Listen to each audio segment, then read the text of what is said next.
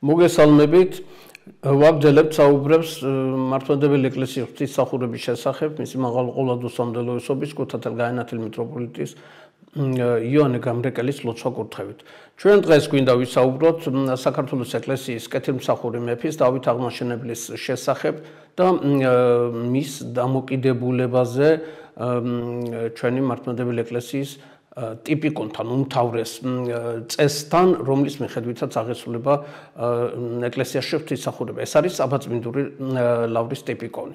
და თან ამავე დროს ჩვენ გვინდა უპირველეს ყოვლისა დავამსხვრიოთ ის ჩვენში გავრცელებული მითი, არარეალურად ცილისწამება, რომლითაც ჩვენ შთამომავლობა ხანდახან არასწორად წარმოაჩენთ მეფის დამოკიდებულებას, თითქოს ის შედიოდა თავისი მოღვაწეობის დროს სინაგოგაში იუდეველებთან ერთად ლოცულობდა, მეჩეთში მაჰმადიანებთან, მუსულმანებთან ერთად ლოცულობდა, არადა საუბრის ბოლოს ჩვენ მტკიცებულებით სახით წარმოადგენთ მის შესანიშნავ ნაწარმოებს გალობანის სინამდვილისგან ფრაგმენტს, სადაც ის გარკვევით ამბობს, რომ არასოდეს არ აკეთებდა ამას და არასოდეს სხვა ღმერთს ის ჭეშმარიტი ღმერთის გარდა თაყვანს არ სცემდა.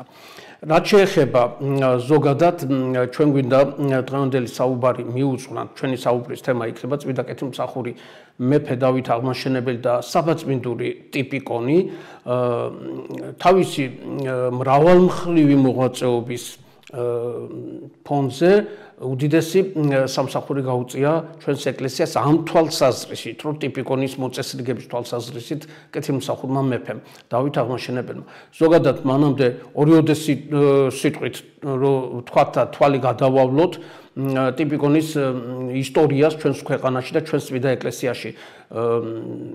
ჩვენი სასიქადულო მამულიშვილის აკადემიკოსი კორნელი კეკელიძის ნაშრომში, რომელიც სხვათა შორის როგორც ვიცით, მანამდე დეკანოზი იყო, კიევის სასულიერო აკადემია დაასრულა. მან თავის ნაშრომში ქართული ლიტერატურის ისტორიის პირველ ტომში მოგცა ეს ტიპიკონის ისტორიის შესახებ ინფორმაციები, ცნობები და მისი ამ ნაშრომის მიხედვით ჩვენ ვასკვნით, რომ მე-10 საუკუნემდე საქართველოში გავრცელებული ყოფილა იერუსალიმის ქრისტეს საფლავის ტიპიკონი. ზოგადად კორნელი კეკელიძე ვიხატავს, რომ პირველ ეტაპზე, პირველი 10 საუკუნის მანძილზე შეიძლება ასე ითქვას, რომ ქრისტიანულ ეკლესიას გამიჯნული ჰქონდა ერთმანეთსაგან სამონასტრო და სამრევლო ტიპიკონები. და სამრევლო ტიპიკონი ყოფილა, ესე იგი, იერუსალიმში ქრისტეს საფლავისა, ხოლო კონსტანტინოპოლში კი დიდი ტაძრის ტიპიკონი, ანუ აია სოფიას ტაძრის ტიპიკონი. და თურმე აი მე-10 საუკუნემდე საქართველოს მსახურებას აღასრულებდა სწორედ ქრისტეს საფლავის ტიპიკონით, ხოლო მე-10 საუკუნიდან მას შემდეგ, რაც ათონის მთაზე ქართველთა მოღვაწეობა გაძლიერდა და ქართველი მამების, ბერების, ღირსი მამების ღვაწლით იქ ძალიან დიდი საგანმანათლებლო კერა შეიქმნა, სადაც თარგმნიდნენ ყველა საჭირო სწავლებას, თუ წმინდა წერილს, თუ დოგმატურს, თუ ლიტურგიკულს. ფაქტიურად თუ კი რამ არსებობდა ბერძნულ ეკლესიაში, ყველაფერი თარგმნეს ათონელმა მამებმა. და აი ამის შემდეგ დააწესეს კიდეც დააფუძნეს კიდეც იქ ცალკე ქართველთა მონასტერი, ააგეს ივერონის მონასტერი. ხო? და აი ჩვენ ვიცით, რომ მე-10 საუკუნეში ექვთიმე მთაწმინდელმა თარგმნა უკვე კონსტანტინოპოლის აია სოფიას ტაძრის ტიპიკონი, რომელსაც ეწოდა შემოკლებული ვარიანტი თარგმნა წმინდა ექვთიმე მთაწმინდელმა ათონელმა, მას ეწოდა მცირე სვინაგსარი. ხოლო შემდეგ უკვე გიორგი მთაწმინდელმა თარგმნა სრული ვარიანტი ამ ტიპიკონისა, რასაც ეწოდა დიდი სვინაგსარი და რამდენიმე წლის წინ 2018 წელს საქართველოს ხელნაწერთა ცენტრმა დაბეჭდა შესანიშნავი დიდი ნაშრომი ამ ხელნაწერისა. მთლიანად დაიბეჭდა ეს დიდი სვინაგსარი. რაც შეეხება, ესე იგი, მე-10 საუკუნემდე იყო გავრცელებული ჩვენში თურმე ქრისტეს საფლავის ტიპიკონი და მე-10 საუკუნიდან მე-12 საუკუნემდე ერთადერთი ტიპიკონი იყო ეს უკვე აია სოფიას დიდი ტაძრის ტიპიკონი. და მე-12 საუკუნის დასაწყისში წმინდა დავით აღმაშენებელს ქართლის ცხოვრებაში ჩვენ კითხულობთ მატიანეში, რომ დავით აღმაშენებელთან ორმა მონაზონმა ბერებმა იოანემ და არსენმა წარადგინეს ახალი ქართულ ენაზე ნათარგმნი ხელნაწერი ტიპიკონისა, ეს იყო საბაწმინდური ტიპიკონი და ეს ტიპიკონი თურმე ძალიან მოეწონა წმინდა მეფეს დავით აღმაშენებელს და დაამტკიცა იგი საქართველოს ეკლესიაში კონკრეტულად თავდაპირველად შიომღვიმის მონასტერში თავის ანდერძითაც ის ავალებს შიომღვიმის მონასტერს რომ ღვთისმსახურება შეასრულონ საბაწმინდური ლავრის ტიპიკონით. ჩვენ მოგვიანებით შემდეგ უკვე თამარის ცხოვრებაში, ქართლის ცხოვრებაში ასევე დაფიქსირებულია ინფორმაცია რომ თამარის სამეფო კარზე ვერავინ იკადრებდაო და ვერავინ გაბედავდა რომ არ დასწრებოდა ამ საბაწმინდური ლავრის ტიპიკონით აღსრულებულ კვირის ღამისების მსახურებას, საუბარია მწუხზე, ცისკარზე, ჟამნობებზე და წირვაზე. ანუ სამეფო კარი მთლიანად პატივს მიაგებდა წმინდა დავით აღმაშენებლის ანდერძს და სწორედ უკვე მე-13 საუკუნეში ამ ლავრის საბაწმინდური ლავრის ტიპიკონს იყენებდა საქართველოს ეკლესია. ეხლა რაც შეეხება კიდევ ერთ საინტერესო ცნობას, ჩვენ ვთქვით რომ ორი იყო სამრევლო ტიპიკონი, ქრისტეს საფლავისა და აია სოფიას დიდი ტაძრის ტიპიკონი იერუსალიმში და შესაბამისად მეორე უკვე კონსტანტინოპოლში, მაგრამ კორნელი კეკელიძე გვაწვდის ინფორმაციას, რომ სამონასტრო ტიპიკონი გავრცელდა 3. პირველი ეს იყო საბაწმინდური ლავრის ტიპიკონი, რომელიც მე-5 საუკუნის ბოლოს და მე-6 საუკუნის პირველ მესამეში მოღვაწეობდა და მან იერუსალიმის ახლოს 18 კილომეტრში თურმე დაარსა იმ დროს მონასტერი, რომელსაც შემდეგ ეწოდა მისი სახელი საბა განწმენდილისა, საბაწმინდური ლავრა, საბა განწმენდილის ლავრა და ეს ტიპიკონი ძალიან მძლავრი ტიპიკონი, რომელიც საუკუნეების მანძილზე შემდეგ კიდევ უფრო იხვეწებოდა და იტვირთებოდა და სხვათა შორის საბაგანწმენდელის შემდეგ იქ მოღვაწეობდა მე-7 საუკუნეში სოფრონ იერუსალიმელი პატრიარქი, რომელიც ასევე მოღვაწეობდა წვლილი შეიტანა ტიპიკონის დახვეწის საკითხში, საქმეში, ასევე წმინდა ანდრია კრიტელი მე-8 საუკუნეში, წმინდა იონე დამასკელი, რომლის დროსაც ფაქტიურად დასრულდა, შეიძლება ასე ითქვას, ჰიმნოგრაფიული თვალსაზრისით ფორმირება ტიპიკონისა და აი საბაწმინდის ლავრის გარდა კონსტანტინოპოლში ასევე მე-9 საუკუნეში გაძლიერდა ეგრეთ წოდებული სტუდიის ლავრის ტიპიკონი და აქ მოღვაწეობდნენ ცნობილი მამები, ასევე თეოდორე სტუდიელი, იოსებ მგალობელი, თეოფანე და თეოდორე გამომეტყველები სახეზე ამოკაწრული რომ ჰქონდათ შეურაცხყოფელი, ასე ვთქვათ, დასაჯეს იმით რომ შეურაცხყოფელი საგალობლები და სხვა დიდი მამები და ამის გარდა ათონის მთაზე უკვე მე-10 საუკუნიდან გაძლიერდა ათონის მთა და ათონის მონასტრის ტიპიკონი კიდე მესამე ასე ვთქვათ ტიპიკონი, მაგრამ რაც შეეხება მე-10 საუკუნის ბოლოს, უпростоრად მე-11 საუკუნის ბოლოს და მე-12 საუკუნის დასაწყისში დაიწყო კათოლიკური სამყაროს ბობოქრობა და ჯვაროსნული მოძრაობა, იერუსალიმი დაარბიეს ფაქტიურად, ჩვენ ვიცით რომ 1054 წელს ორად გაიყო ქრისტიანული ეკლესია, წამში რო ვაღიარებთ ერთი წმინდა კათოლიკე სამოციქულო ეკლესია ერთიანი იყო 1054 წლამდე, 1054 წელს უკვე ოფიციალურად გაემიჯნა ორ ნაწილად გაიყო, გაემიჯნა ერთმანეთს აღმოსავლეთი და დასავლეთი დასავლეთ ეკლესია ჩამოყალიბდა რომის კათოლიკურ ეკლესიად, ლათინურ ეკლესიად, ხოლო ჩვენ აღმოსავლეთის კონსტანტინოპოლის და ასე ვთქვათ, სხვა აღმოსავლეთი დავრჩით მართლმადიდებელ ეკლესიად. და აი რადგანაც ჯვაროსნული მოძრაობა ხშირად მოდიოდნენ ჯვაროსნები და არბევდნენ იერუსალიმს, გაუსაძლისი იყო იერუსალიმში მოღვაწეობა მონაზვნებისა და საბაწმინდის ლავრიდან და ყველა სხვა დანარჩენი ლავრებიდან დაიწყეს და ჩრდილოეთით წამოვიდნენ, ზოგი კონსტანტინოპოლში დამკვიდრდა, ზოგი ათონის მთაზე და შესაბამისად მათ წამოიღეს თავიანთი ტიპიკონი და რადგანაც უძლიერესი იყო, უფრო ტიპიკონური მახასიათებლებით სრულყოფილი და ძალიან ლამაზი მსახურების მრავალფეროვნების თვალსაზრისით იყო საბაწმინდური ტიპიკონი შეერთდა ეს ყველა ტიპიკონი და მე-12 საუკუნის დასაწყისში უკვე ჩამოყალიბდა გაერთიანებული ტიპიკონი, მაგრამ რადგანაც დომინანტი იქ უპირატესი, უფრო ძლიერი იყო საბაწმინდური, სახელად დარჩა მას საბაწმინდური ტიპიკონი. და აი სწორედ ესეთი ტიპიკონი მოართვეს წმინდა დავით აღმაშენებელს და მან უკვე მე-12 საუკუნეში ის შიომღვიმის მონასტერს დაუტოვა ანდერძად და შემდეგ მთელ საქართველოში გავრცელდა რა საკვირველი. ეხლა ორიოდე სიტყვით ვთქვათ, რომ ეს მოხდა მე-12 საუკუნის დასაწყისში.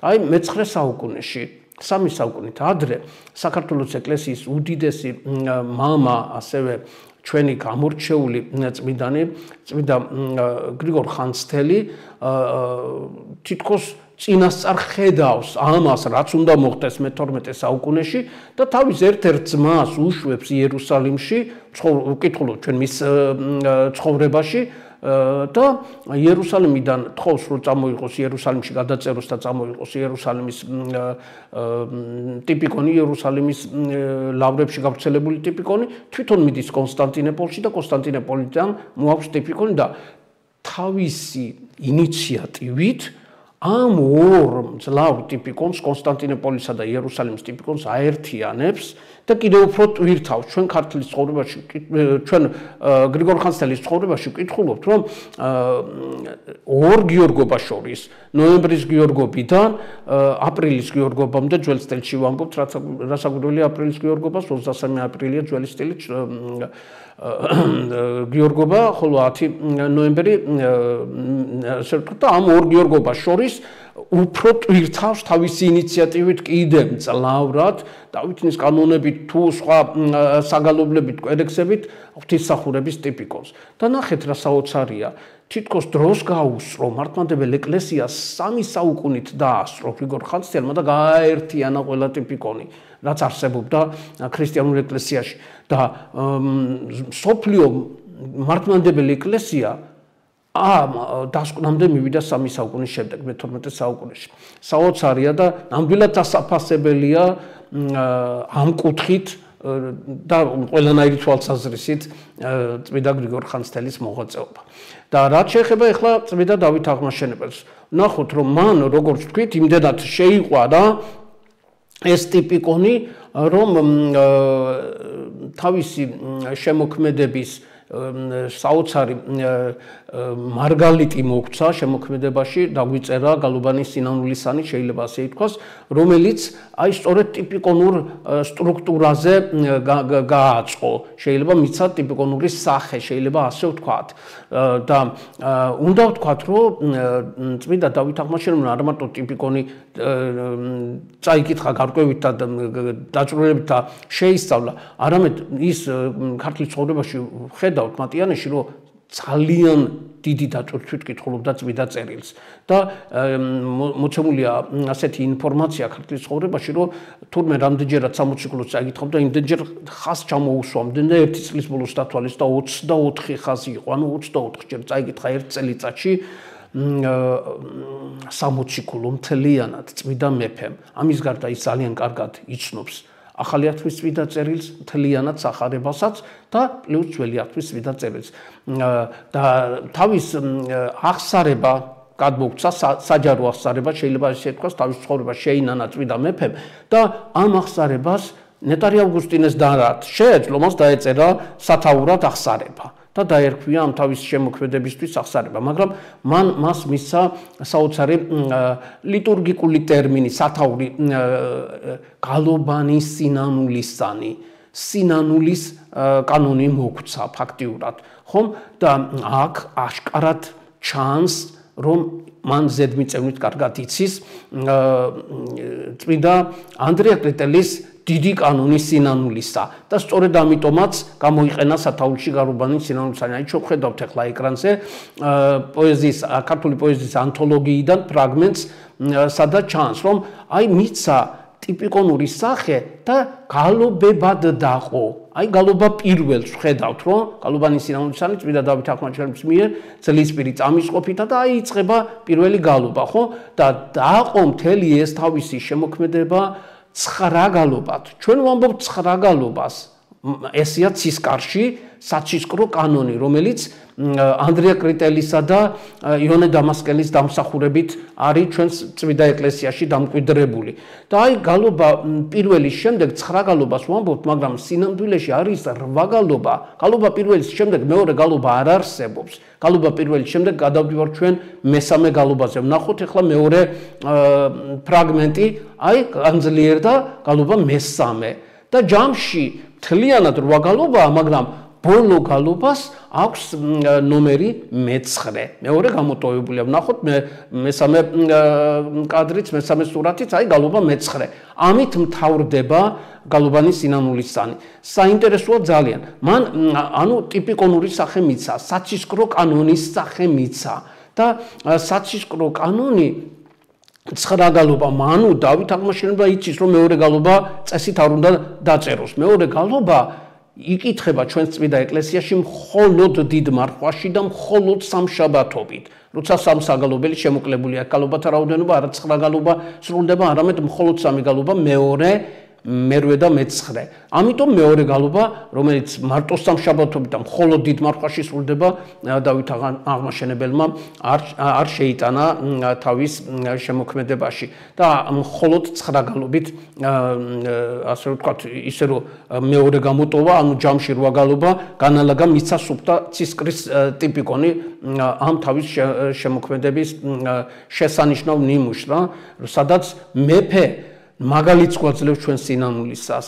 მეფე, რომელმაც ამდენი საოცარი საქმე გაუკეთა საქართველოს, უკიდეგანო აქცია ჩვენი ქვეყანა, ზღვა შორის გაჭიმა და უდიდეს მძლავრ იმპერიად დააფუძნა, ეკლესია გააძლიერა, უპირველეს ყოვლისა სულიერება აყვავა და ამ ფონზე ყოფიერებაშიც უდიდესი წარმატებები ნახა. მან არა მარტო საქართველოს ეკლესია გადაარჩინა და გააძლიერა, შეიძლება ასე ითქვას, დავით აღმაშენებელმა თავისი ამ 36 წლიანი მეფობის პერიოდში შეიძლება ითქვას, მსოფლიო მართლმადიდებლობაც გადაარჩინა და მსოფლიო მართლმადიდებელ ეკლესიას გაუწია უდიდესი სამსახური, რადგან ამ დროს ბიზანტია ნელ-ნელა კარგავდა გავლენას და ძალას და ნელ-ნელა სუსტდებოდა. რაც შეეხება, ეხლა ვთქვათ, ჰიმნოგრაფიული თვალსაზრისით კიდე როგორ შესანიშნავად იცოდა მან ჰიმნოგრაფიული ნორმები და თითოეული გალობა, რაც ვთქვით და დავინახეთ, რომ 9 გალობა მოგცა, როგორც წესი, გალობას აქვს პირველი სტროფი, რომელიც იწოდება ძლის პირად და შემდეგ ამ გალობაში არის ტროპრები და ძლის პირსა და ტროპარს შორის არის აუცილებელი ჰიმნოგრაფიული, ანუ ლიტურგიკული თვალსაზრისით ეს წესი აუცილებლად დასაცველია. 3 მიმართულებით ახდენს გავლენას ძლისპირი ტროპრებზე. ერთი, რომ სტრუქტურა სავალდებულო მოცულობას უგეგმავს, ნახოთ ახლა აი პირველი გალობა ჩანს და აი პირველი სტროფი ეგ არის ძლისპირი. ნახეთ, რომ დავთვალოთ 2, 4, 6 სტრიქონისაგან შედგება და ამ გალობაში ყველა ტროპარს, მის შემდეგ ტროპარს აუცილებლად 6 სტრიქონი აქვს. და ნახეთ, ეს 6 სტრიქონი გვერდზე, ეს უკვე რასაც ახლა ეკრანზე ვხედავთ, პავლე ინგოროყვას, საბჭოთა საქართველოს აკადემიკოსის, უდიდესი მეცნიერის მესამე ტომიდან არის ფრაგმენტი წარმოდგენილი თქვენს წინაშე.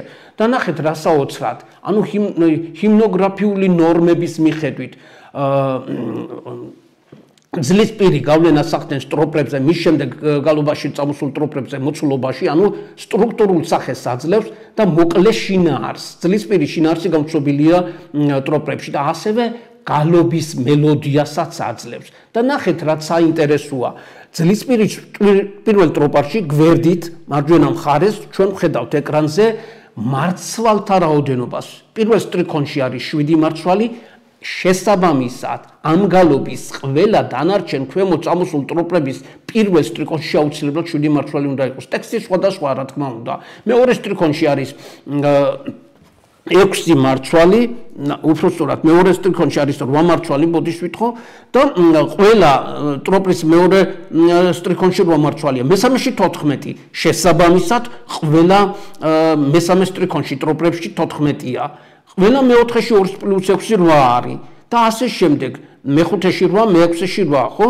ყველა იმეორებს, ანუ ურთულესი იყო ასე წერა. და აი ეს ურთულესი მეთოდი გამოიყენა წმიდა დავით აღმაშენებელმა და ასე დაწერა მან თავისი გალობანის სინამულისანი.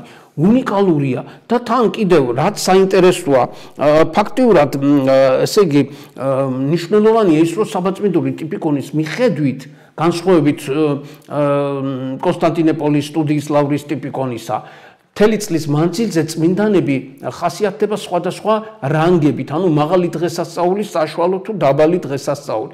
და ყველაზე მაღალი მაცხოვრისა და ყოვლადწმიდა ღვთისმშობლის 12-თაგანი დღესასწაულებია, რომელთა ესე რომ ვთქვათ, გალობებში სტროპართა რაოდენობა რეკორდულია. მაცხოვრის დღესასწაულებში 14 ან 16 ტროპარია. ხოლო ყველაზე დაბალი წმინდანის, ანუ ყოველდღიური მსახურება ნომარის და აი მცირე წმიდად იწოდება, მცირე წმიდის მსახურება, ანუ პირველი რანგის მსახურებაში არის 4 ტროპარი. წმიდა დავით აღმაშენებელს შეეძლო, რა საკვირველია, თავისი გალობები დაეწერა ისე, რომ 6, 8 თუ 10 ტროპისგან ყოფილიყო თითო გალობა შედგენილი, მაგრამ არა, თავდაბლობით მხოლოდ 4 ტროპრიანი გალობები მოგცა. აი, ჩანს, რომ პირველი გალობა მთავრდება მეოთხე ტროპრით. ძლისპირი და ასე ვთქვათ, ჯამში გამოვიდა 4. ანუ მცირე წმინდის პირველი რანგის ტიპიკონი აირჩია თავის გალობებისთვის. მიუხედავად იმისა, რომ მას შეეძლო უფრო მრავლად დაეწერა რასაკვირველია სტროპრები. ამ შემთხვევაში ჩვენ ვხედავთ, რომ გალობა პირველის მერე პავლე ინგოროყვასთან მესამეც ნაცვლად მეორე გალობა ჰქონდა დაწერილი, რაც რასაკვირველია არასწორია, მას მესამეთი უნდა დაენომრა, როგორც გავს ტიპიკონური ეს ნიუანსი გამორჩა დიდ მეცნიერს. და ვნახოთ ბოლო ფრაგმენტი ძალიან საინტერესო, რაზედაც ჩვენ ამ საუბრის დასაწყისში გავამახვილეთ ყურადღება, ნახეთ, ეგ არის ბოლოს წინა გალობა. და ამ შემთხვევაში ამ ბოლოს წინა გალობაში უკვე 8 სტრიქონია. ანუ მეორე ესე იგი პირველ გალობაში იყო 6 სტრიქონი, 7 სტრიქონი იყო მესამე გალობაში, აი ბოლოში 8 სტრიქონია. და აქაც ყველა სტრიქონს ანუ ძლისპირებს თანაბარი სტრუქტურა, ერთნაირი სტრუქტურა და თანაბარი სტრიქონთა რაოდენობა არა აქვს და ამ სტრიქონებში მარცვალთა რაოდენობები კიდე განსხვავებული აქვს. ამ შემთხვევაში ნახეთ 12 8, 11, 10, 9, 10, 11, 11, ასე არის მარცვალთა რაოდენობა. იგივე მეორდება ყველა შესაბამის სტრიქონებში, თავთავის ესე ვთქვათ, ყველა ტროპრის შესაბამის სტრიქონში. ანუ ურთულესი იყო ასე წერა. რითმი არ იყო მთავარი, ჰიმნოგრაფია გარითმული არ იყო, მაგრამ მთავარი იყო მარცვალთა რაოდენობის იდენტურად შენარჩუნება. თითოეული სტრიქონის შესაბამის სტრიქონში უნდა ყოფილიყო იგივე მარცვალი, რაც ჰქონდა ძლისპირს. იმ გალობაში და სხვა გალობაში უკვე ძლისპირს სხვა სახე ჰქონდა რასაკვირველი. და ვნახოთ აქ უკვე ძლისპირის, ანუ პირველი სტროფის შემდეგ მეორე სტროფი ჩვენ რაზედაც დავიწყეთ საუბარი, რომ ჩვენ თანამედროვეობაშიც მოგვისმენია, რომ ცილს წამებენ წმიდა მეფეს, რომ თითქოს ის მისთვის სულ ერთი იყო სინაგოგაში ილოცებდა თუ ილოცებდა მეჩეთში იუდეველებთან და მაჰმადიანებთან ერთად. და ნახოთ ისევ ის წინა ფრაგმენტი, ნახეთ რა საინტერესოა იქ მეორე ტროპარი, შინაარს რომ მივადევნოთ თვალი. გთხოვთ ვაჩვენოთ ბოლო ფრაგმენტი. წაგიკითხავთ, ეგ არის ნახეთ მეორე ტროპარი ძლისპირის შემდეგ. დაღაცა თუ ესეთ გავხწენ ყოველი გრძნობანი და ყოვლად ხრწნილება ვიქმენ. გარნა არავე აღიქვენ მე ხელნი, არც ადავდებ სასოებაი ჩემი. ღვთისამნართ უცხოისა, არც აუცხო თესლი ვყავს სარწმუნოებაი საწურთელ სულისა, გარეშე მისა, რომელ მასწავეს ღვთისმეტყველთა შენთა.